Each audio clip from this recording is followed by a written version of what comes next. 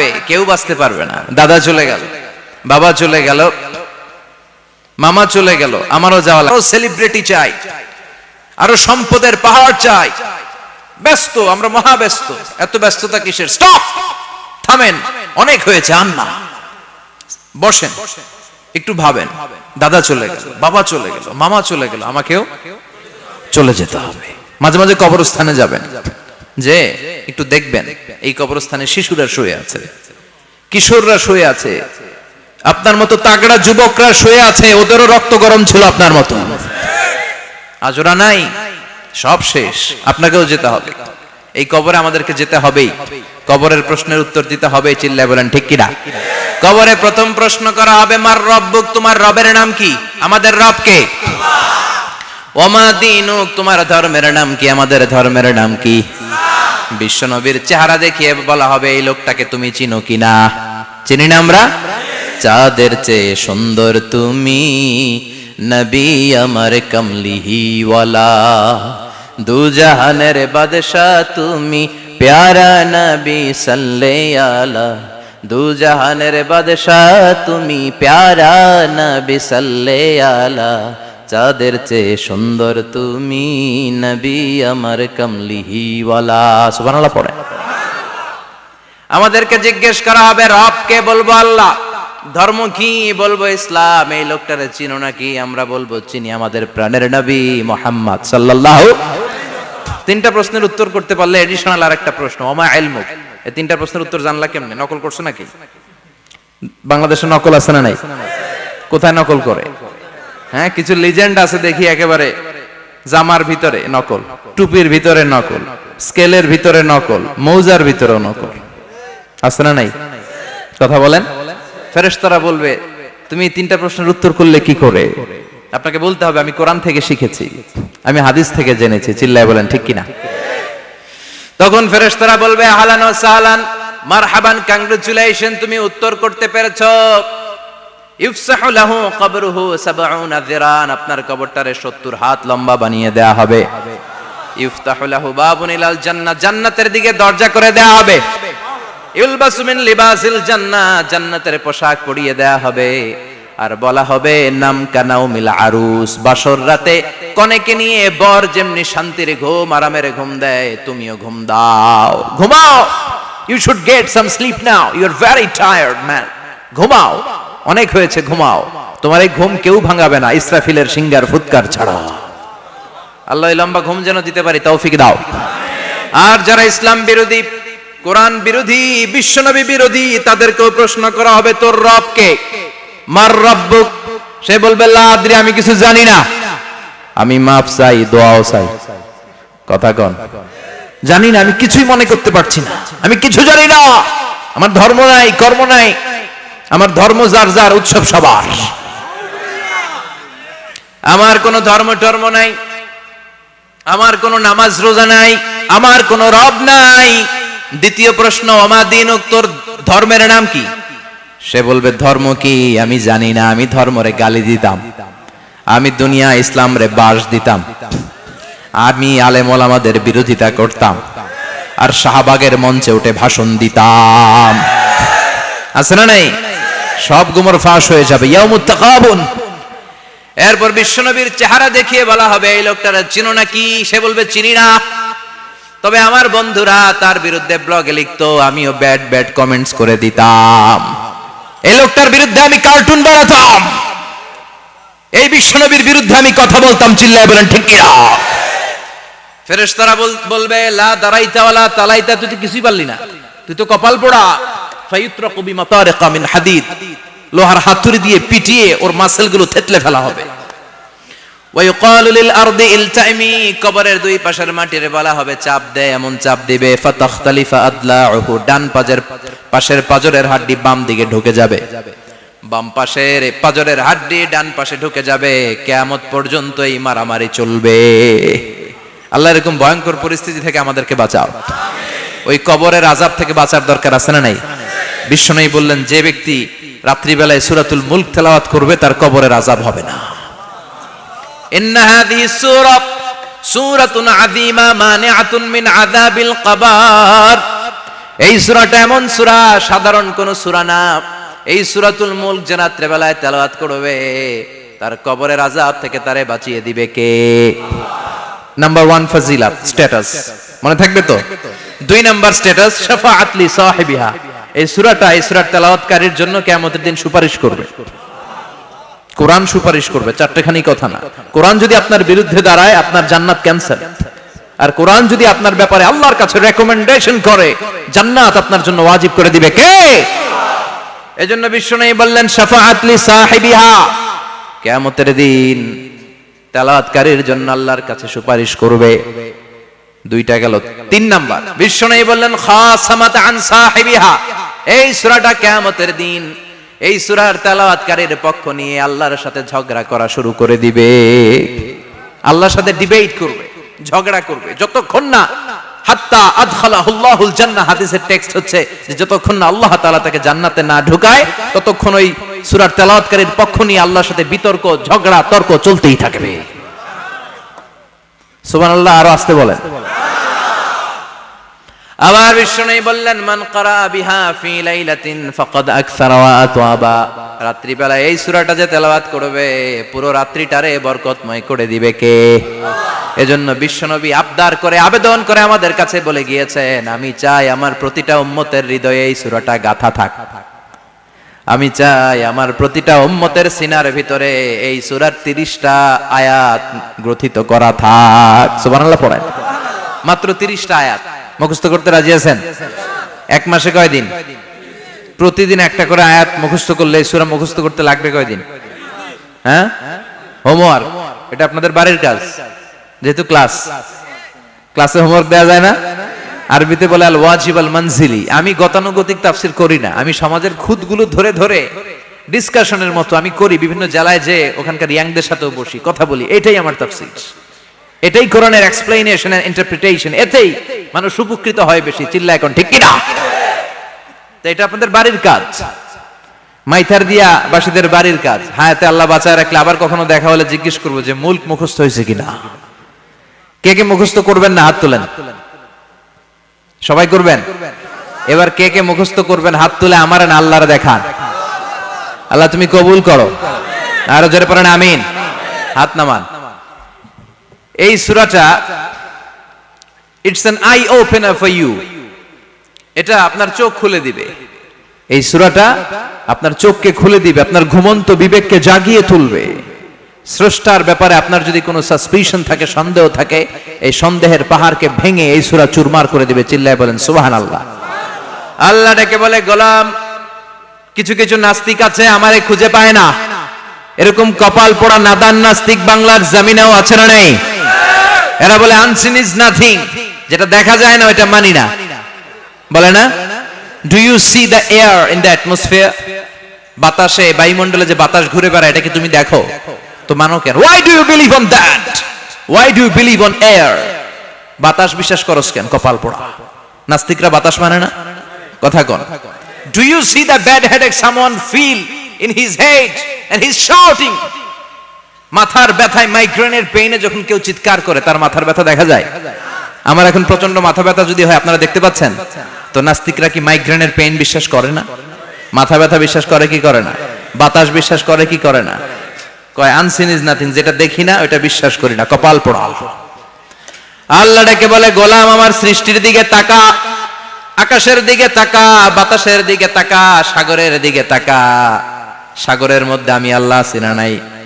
বিশাল বড় বড় পাহাড়ের দিকে তাকা, ঝর্ণার দিকে তাকা, ঝর্ণার মধ্যে আমি আছি না নাই?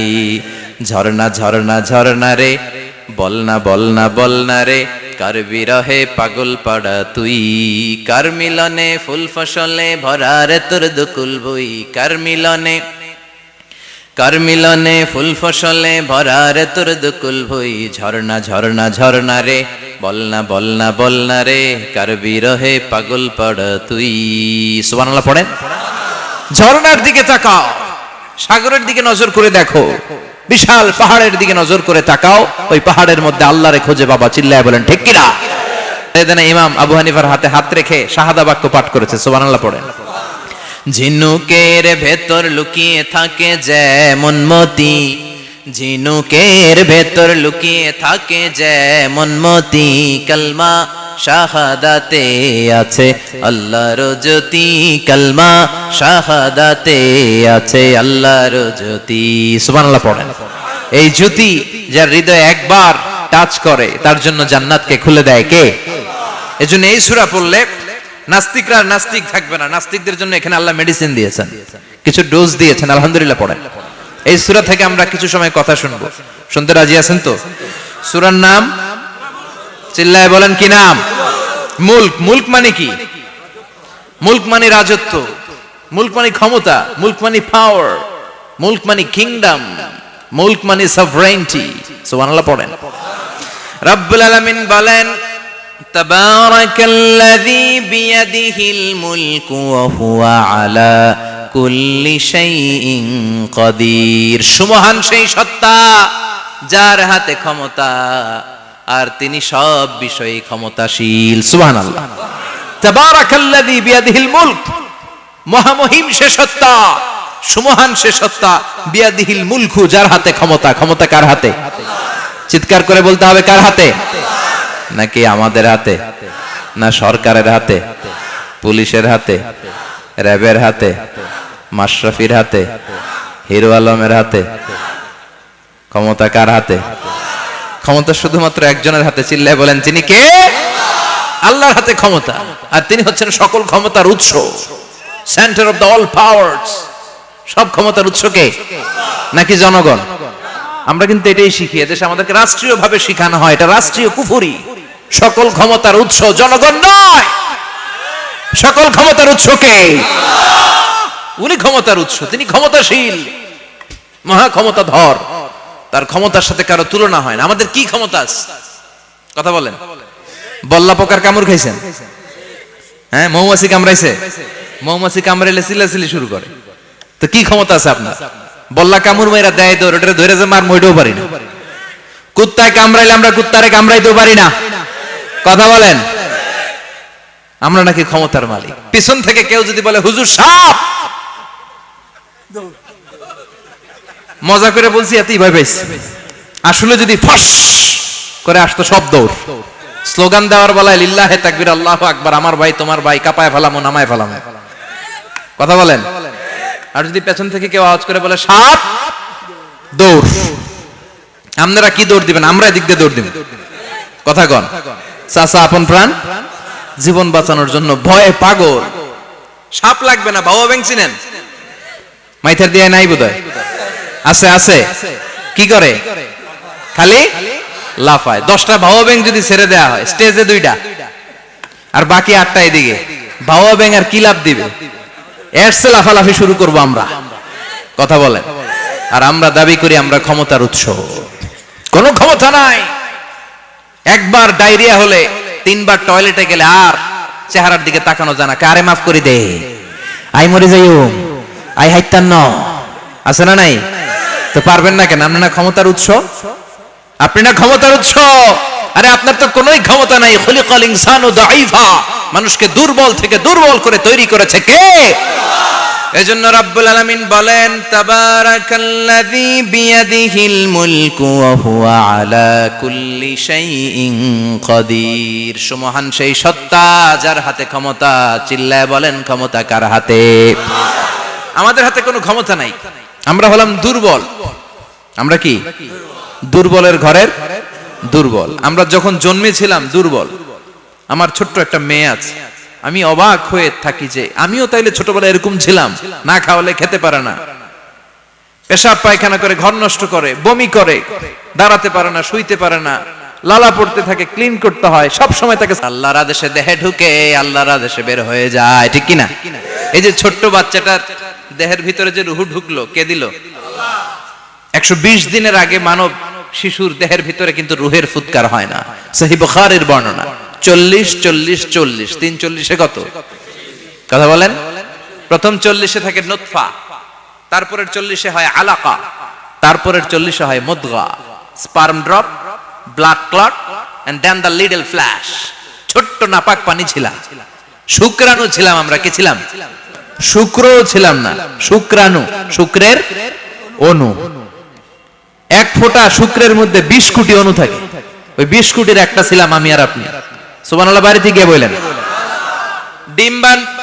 ডিম্ব আমরা ছিলাম না, আমরা ছিলাম ডিম্বাণু। ডিম্বের এই ডিম্বাণু আর শুক্রাণু দুইটা মিলে আল্লাহ আমাদেরকে বানায় ফেললেন জাইগট, সেখান থেকে এমব্রয়ো, তারপরে আস্তে আস্তে ইনিশিয়াল স্টেজগুলো শেষে একটার পর একটা স্টেজ পার করে তিনি আমাদেরকে বানালেন আলাকা, সেখান থেকে মুদগা, আমাদের দেহের ভেতরে তিনি স্কেলিটন ভরে দিলেন, কঙ্কাল, মাথার স্কাল দিলেন, খুলি দিলেন, নাক কান গলা দিলেন, আমার রেসপিরেটরি সিস্টেম চালু করে দিলেন। কত ছোট ছিলাম আমি, ক্ষুদ্র ছিলাম আমি।